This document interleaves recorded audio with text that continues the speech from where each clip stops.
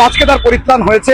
আজ থেকে ময়লা ফেলা টোটালি বন্ধ হয়ে গেছে, ময়লার ফেলবে না তার বলা হয়ে গেছে।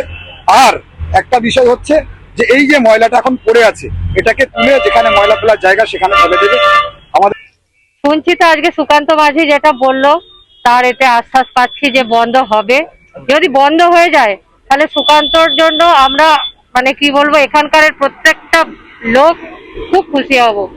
আর ওর চিরকৃতজ্ঞ থাকবো যদি এই নোংরাটা বন্ধ হয়ে যায়, কারণ এইখানে আর নেওয়া যাচ্ছে না। দিনের পর দিন ওরা আমাদের ওপর এই যে এটাকে অত্যাচারই বলা হয়, এটাকে অত্যাচারই করছে। কারণ আমরা এখানে কিছু বলি না বলে এখানে এই দিনের পর দিন রাতের পর রাত নোংরা ফেলে যাচ্ছে, এমনকি জানোয়ার পশু পাখিও এসে ফেলে যাচ্ছে।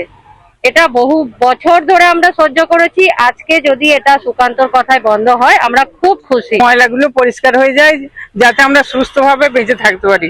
এই আমাদের সব ছোট বাচ্চা টাচ্চা আছে, তারপরে এইসব বাড়ির আমাদের এই লোকালয়ের ভেতরে যদি এইভাবে এইগুলো ফেলে তাহলে আমরা কি সুস্থ থাকবো? আমরা সবাই অসুস্থ, মানে এমনকি খেতে বসছি, বসে কেউ খেতে পাচ্ছি না। এইটাই আমার বক্তব্য। যাতে ফেলবে না বলছে, কিন্তু শুনছে তো কই। এই তো বললো যে 15 দিনের ভেতরে সব ব্যাট পরিষ্কার করে দেবো, কিন্তু 15 দিন থেকে 1 মাস হয়ে গেল, তার থেকেও বেশি হয়ে গেল। তো সমানে মনে হচ্ছে যেন তার থেকেও বেশি নোংরা ফেলছে।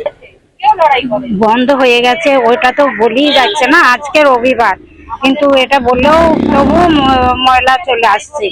আমাদের বড্ড কষ্ট হচ্ছে, অসুখ বিসুখ হচ্ছে, শ্বাসকষ্ট হচ্ছে, আমাদের থাকা প্রচন্ড কষ্টকর।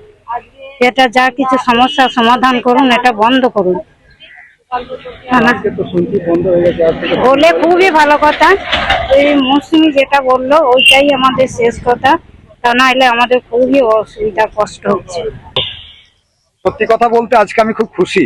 প্রথম কথা হচ্ছে যে আমরা প্রত্যেকটা মানুষকে বলেছিলাম যে এই আন্দোলনটাকে গড়ে তোলার জন্য, আমার সাথে থাকার জন্য। আমরা এই সকলে মিলে এই আন্দোলনটাকে গড়ে তুলেছিলাম। আপনারা দেখবেন কিছুদিন আগে এত দুর্গন্ধ, এই জায়গাটাতে এসে একটা গাড়ি দাঁড় করে দিয়েছিলাম যাতে ময়লা ফেলতে না পারে। তখন আমাকে বলা হয়েছিল যে ময়লা ফেলার জায়গাটাকে এখন খুলে দেওয়া হোক, এখন ফেলুক। কিছুদিনের মধ্যে 15 দিন টাইম দিলে সেই 15 দিনের মধ্যে আবার জায়গাটাকে মানে এখানে ময়লা ফেলা বন্ধ করে দেওয়া হবে। তো এই কথা মতো প্রথমত আমি বলবো কি, আমাদের ডানকুনি থানার আইসি সাহেব শান্তনুবাবু, উনি প্রচন্ড পরিমাণে হেল্প করেছেন, এবং ডোমজুর থানাও তার সাথে সাথে প্রচন্ড হেল্প করেছেন। আর সব থেকে বেশি আমি বলবো আমার দাদা দেবাশিস দা।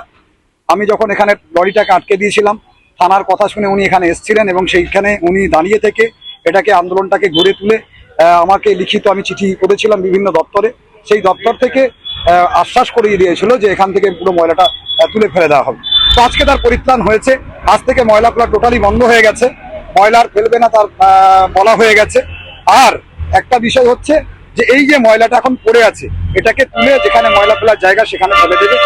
আমাদের নান্নাতে ময়লাটা পড়ছে, সেই কারণে ডোমজুর থানাও সেখানে ইনভলভ আছে। ডোমজুর থানাকে অসংখ্য ধন্যবাদ, আমাদের পুলিশ প্রশাসনকে অসংখ্য ধন্যবাদ, এবং দেবাশিস দাদাকে ধন্যবাদ। আমরা প্রচুর চেষ্টা করেছি, দীর্ঘদিন লড়াই করেছি, প্রত্যেকটা মানুষকে বলেছি, যে মানুষকে আশ্বাস দিয়েছি যে ভারতীয় জনতা পার্টি যদি কোনোদিন ক্ষমতায় এসে থাকে বা আসে, ক্ষমতায় আসার পরে প্রথম কাজ হবে আমাদের এখান থেকে নোংরাটা সরানো।